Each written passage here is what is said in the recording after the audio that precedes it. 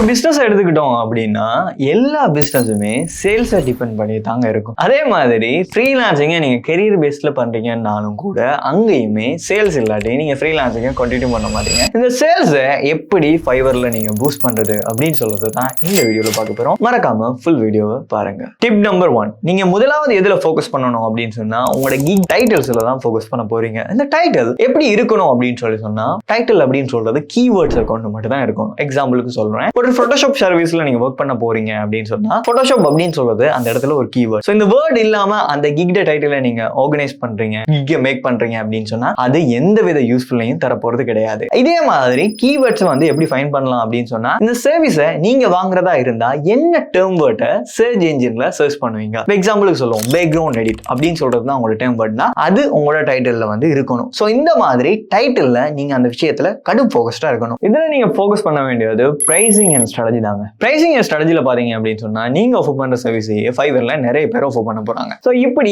அவங்கள கம்பேர் பண்ணும்போது உங்களோட சர்வீஸ் பெஸ்டா தெரியற மாதிரி பிரைசிங் ஸ்ட்ராட்டஜியை நீங்க செட் பண்ண போறீங்க. சோ இதுல ரொம்ப கம்மியாவும் நீங்க போகலாம் நீங்க விருப்பப்பட்டீங்க அப்படின்னு சொன்னா, இல்லாட்டி மிட் ரேஞ்சிலே வைக்கலாம். பட் ரொம்ப ஹைல போயிடாதீங்க நீங்க ஃப்ரெஷரா இருந்தீங்க அப்படின்னு சொன்னா. இந்த பிரைசிங் ஸ்ட்ராட்டஜி தான் ஃபர்ஸ்ட் பையரை வந்து பார்க்கும்போது அட்ராக்ட் பண்ண வைக்க போகுது. சோ அதனால பிரைசிங் ரேஞ்சில இன்னும் கொஞ்சம் அதிகமா ஃபோக்கஸ் பண்ணுங்க. டிப் நம்பர் 3, முக்கியமா பாத்தீங்க அப்படின்னு சொன்னா எல்லாரும் பிரைசிங்கை வந்து மிட் ரேஞ்சில் செட் பண்ணாலும் கூட இல்ல லோ கோஸ்ட்ல செட் பண்ணாலும் கூட இன்னொரு விஷயத்தை மறந்துடுறாங்க. பிரைசிங்ல பாத்தீங்கன்னா 3 டைப் ஆஃப் பிரைசிங் வந்து செட் பண்ண முடியும் ஃபைவர்ல. பேசிக், ஸ்டாண்டர்ட், பிரீமியம் அப்படின்னு சொல்லி. சோ இந்த 3 பிரைசிங்கையுமே நீங்க செட் பண்றதன் மூலமா தான் பையர்ஸை அதிகமா அட்ராக்ட் பண்ண முடியும். ஒரு சிங்கிளா பேசிக் மட்டும் நீங்க கொடுத்து வச்சுக்கிறீங்க அப்படின்னு சொன்னா பையருக்கு அண்டர்ஸ்டாண்ட் பண்றதுக்கும் கஷ்டமா இருக்கும். ஏன்னா அந்த 3 பிரைசிங்குமே இருக்கும்போது பையர்ஸுக்கு சூஸ் பண்றதுக்கு ஈஸியா இருக்கும். ஸோ டெஃபினட்டா இந்த 3 பேக்கேஜிங்குமே கட்டாயம் செட் பண்ணுங்க எல்லா கிக்ஸுக்குமே.